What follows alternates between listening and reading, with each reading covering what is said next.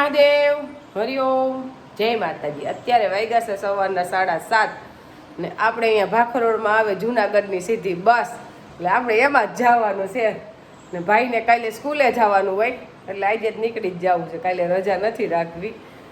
9:30 જૂનાગઢ પૂગી જાવ, ત્યાંથી સીધી જામનગર વાળી મળી જાય એટલે 12 વાગે તો આપણે ઘરે પહોંચી જાવ।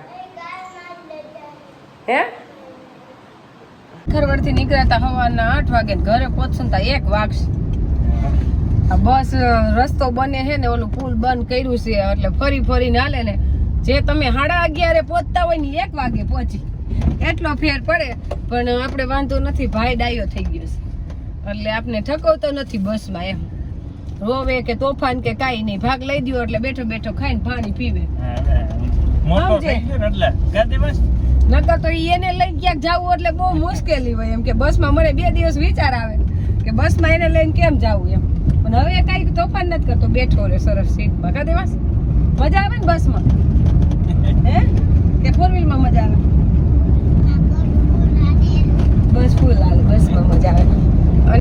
આપણે ભાઈને મેંદેડા 8:30 વાગે પહોંચી ગયા ને, ત્યાં બોલ્યા ટીપા બસમાં થઈ દીધા, ત્યાં બધાય તો છે નિશાન કરી દીધું, બધાય તો તારા આંગળીમાં। હા નકર મેં કીધું આપણે ઘરે જઈને સીધા પેલા ટીપા પીને પછી ઘરે જાવ, ત્યાં તો આવ્યો તો મને લે આવી રે બતાઈ જાવ બોલ્યો દિવસ છે ને ટીપા પાઈ જાવ। હા દિયો જો તો અમે કોઈ 12:30 ભાવ આવશું। જો હા પી ગયો તો કે ફૂકી નત નહીં અંદર પી ગયો તો? હે પી કે મીઠા મીઠા હોય, કેવા હોય? પી ગયો તો કેવા હોય? હે મીઠા મીઠા મીઠા મીઠા હોય, પાઈવા ને એટલે આપણા ભાઈને હજી 5 વર્ષ પૂરા નથી થયા એટલે ટીપા આપવાના હોય। પણ હવે બસમાં પ્રશ્ન થાય, તમારા બાબાના 5 વર્ષ થઈ ગયા છે, આધાર કાર્ડ રાખવું પડે ભેગું।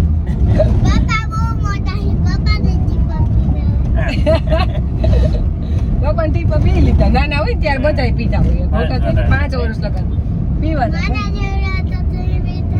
પીતા। અને રસ્તામાં બસમાં 2 વાર સીતાફળ સંભાળ્યા, પાછા ગાડીમાં બેઠા ત્યાં સીતાફળ સંભાળ્યા કે સીતાફળ લીધા છે ને થેલીમાં છે, એ જેમ પાકે એમ નો પાકે, કાચા જ છે, 2 દિવસ પછી પાકશે। દાબો કાચા આપણે કેમ આવતા રહ્યા છે? હે હા એને સ્કૂલે જવું એટલે હવે રજા પડે કા એનો મેળ આવે। ટીચરનો ફોન આવ્યો તો ત્યાં પ્રીતિ માસી મોબાઈલમાં કે દેવાંશભાઈ કેમ ભણવા નથી આવતા, 2 દિવસ છે એમ કીધું દેવાંશ। પછી ભાઈ આવું પડે ને અમારે કા રસ્તામાં ખીરસરા તો કેટલાય આવ્યા કે આ મમ્મી ખીરસરા આવી ગઈ, મગજમાં ગમતું હોય નિશાળ જવું ન ગમતું હોય।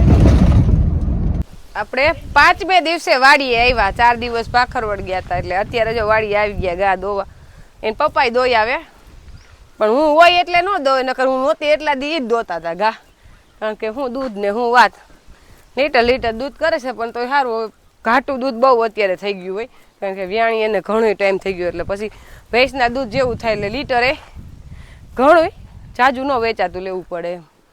અને અત્યારે ગામમાં કોઈ માણસ જોવા ન મળતું હોય, અમારે વાડી આવે ને રસ્તો બજારથી જવું પડે, આખી બજારું ફૂલ, બધા ખેડૂત આવીને બિસાડા બેઠા હોય આકાશ સામું જોઈને કે ક્યારે વરસાદ આવે ને ક્યારે કામ ચડી। અત્યારે કાંઈ કામ હોય નહીં પાણી વગરનું, વરસાદ થયા વગર, નકર તો અત્યારે માંડવીમાં હાથી હાલતા હોય, એ હાથી હાલવાનો ટાઈમ છે એને બદલે હજી વરસાદ નથી થયો। જો આપણે વરસાદની આમ તો જોઈને તો માનવ માત્ર ને બધાને વરસાદની જરૂર હોય, પણ શરૂઆત પેલા કેને જોઈ તો કે ખેડૂને, કારણ કે ખેડૂ છે ને એ કુદરત આધારિત ખેતી માથે છે। આપણે એવું કોઈ મોટા મોટા ડેમ નથી કે ડેમમાંથી પાણી આવે ને આપણે પાઈ દઈ, એટલે કુદરતી વરસાદ થાય અને પછી ઉત્પાદન થાય અને આપણું આખું ભારત દેશનું તંત્ર હાલે, કારણ કે આપણો ભારત દેશ જ કૃષિ પ્રધાન દેશ છે। એટલે અત્યારે બધાની નજર હોય ને તો હાવ કાક ટોળે રાહ જોઈને બેઠા હોય ને તો વરસાદની આકાશ ઉપર નજર છે, આમ કોહડા છે ને આમ કોહડા છે। હા એક જ વાત આપણે 10 થી 10 દિવસ થયા એક જ વાત સાંભળી વરસાદની, જ્યાં જાવ ને અહીંયા વરસાદની જ વાત, ક્યાં થાય કેદી થાય કે સમાચાર છે કે નથી, એટલે એકબીજાને આશ્વાસન દે છે કે ભાઈ થઈ જાય એમ, ઓલો એમ કે ભાઈ હું વરસાદનું છે તો એમ કે એ હવામાન ખાતું કહે છે, ઓલા કહે છે, ઓલા આગાહીવાળા કહે છે હવે લગભગ અઠવાડિયામાં 5 દીમાં 7 દીમ થઈ જાય, એટલે એકબીજાને ઉફે અટાણે તો દી કાઢે.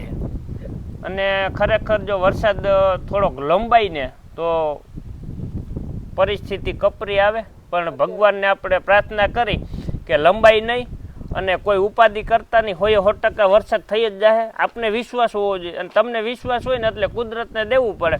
એટલે બધા જે આગાહી કરે છે એ પ્રમાણે આપણે કહી છે, આપણે આગાહી નથી કરતા. 4 તારીખથી 8 તારીખ લગીમાં લગભગ બધે આપણો વારો આવી જાય વરસાદમાં. એટલે 4 થી 8માં છે ને આપણો 4, 5 ને 6 તારીખમાં હોય 100% વરસાદ થઈ જાય. આ મારી આગાહી નથી, પણ હું એવું બધે આગાહી કરે એ માથે કહું છું ખાલી. અત્યારે નક્ષત્ર આદ્રા અને ગધેડાનું વાહન, એટલે ગધેડો છે ને હોકી કરતો ધીમો હાલે ભાઠા મારીને, એટલે જો એવો હે ને વરસાદ એની હિસાબે નથી થયો, પણ હવે હે ને થાય. ટીટોડીને બસાય હવે પાછો જોવા નથી ગયો, પણ હવે એ ઉજરી ગયા છે, એટલે લગભગ એમાંય વરસાદનું આકર્ષણ બંધા. કારણ કે ટીટોડી છે ને એવું સંવેદનશીલ પક્ષી છે ને કે એને ખબર પડી જાય વાતાવરણની, કે વરસાદ, તડકો, ગરમી બધું એને વાતાવરણની ખબર હોય. એ માથે જ ઈંડા મૂકે અને પછી ઈંડા સેવ એમાં બચ્ચા થાય. શું કેવું નાનજી બાપા તમારું? હા, એને ટીટોડી છે ને એ એવી વસ્તુ છે, પંખી વ્યાવાની હોય, ઈંડા મૂકવાની હોય તો વરસાદની એને ખબર પડે, હવામાનની ખબર પડે. એ દોરી માથે વ્યાય અધેર ક્યાંય વધારે જમીન હોય ત્યાં ઈંડા મેલે, એ ઉપર આપણને ખબર પડી જાય. એટલે એ તો પાકું જ છે કે વરસાદ થતો નથી. ટીટોડીના ઈંડા માંથી બચ્ચા થાય ને હાલતા થઈ જાય ને કમ્પ્લીટ, પછી જ વરસાદ થાય. ત્યાં લગી વરસાદ થાય નહીં. કારણ કે કુદરતને તો કીડીથી માંડીને હાથી લગી એને બધાય જીવ હરખા. એ કીડીનું ધ્યાન રાખે ને હાથીનું ધ્યાન રાખે, તો પછી ટીટોડીને બસાનું એ ધ્યાન રાખતા હોય. એટલે એ કઈ એને મારી ન નાખે. એટલે 5 દી 15 દી લંબા છે વરસાદ આપણો, બાકી થઈ જાય એ 5 દીમાં હવે હોય 100%. 4 થી 6 તારીખમાં વરસાદ આવી જાય. ના કીએ કે હોલમાં આપણે પ્લેટફોર્મ ફિટ કરી દેવું છે, લાદી ફિટ કરી દેવી છે, અને અહીંયા નહીં રસોઈ બનાવવાનું થઈ જવું જોઈએ કે એટલે ઉપાધિ નહીં આવ્યો હોય તો. એટલે મેં કીધું જો હોલ કમ્પ્લીટ છે, રૂમ બે કમ્પ્લીટ છે, પણ એમાં છે ને પ્લેટફોર્મ ઊભું કરીને કંઈ બગાડવું નથી, કે આમાં તો વઘાર થાય ને કે શીકણું થાય ને એવું થાય. તો કીધું આપણે કંઈ શીકણું કરવું નથી અને અલગથી રહોડું જ બનાવી દઈએ બારોબાર. એટલે આપણે મકાનનું પ્લાસ્ટર કમ્પ્લીટ થઈ ગયું, પછી પ્લાનિંગ કર્યો અને 2 દીમાં રહોડું કમ્પ્લીટ થઈ ગયું. આડો થર મારીને પાયા પહેલાં ખોઈદા અને પછી આડો થર માર્યો અને બેલા હું સણીને પતરા સડાઈને પ્લાસ્ટર કરીને રહોડું આપણું થઈ ગયું કમ્પ્લીટ. કારણ કે આપણું જે મકાન છે ને એનાથી ઉગમણી સાઈડ બનાવ્યું રહોડું. કારણ કે આપણે પવન છે ને કાયમીન માટે આથમણો જ હોય, એટલે આથમણો હોય ને એટલે આમથી પવન આવે ને આમ નીકળી જાય બારીએ.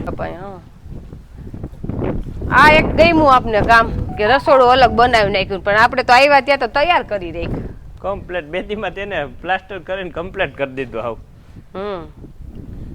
રસોડું આપણે ઘરે છે ને થોડું હકડાઈશ વાળું છે, એટલે મોટું જ વાડીએ બનાવ્યું છે રસોડું. આમ વાડીએ પાસે જગ્યા આપણી હોય વાડીએ, અને ખોટું હાકડમાં ભોગવવી એના કરતા સગવડ વાળું મોટું કરે કઈ ઉપાધિ જ નહીં.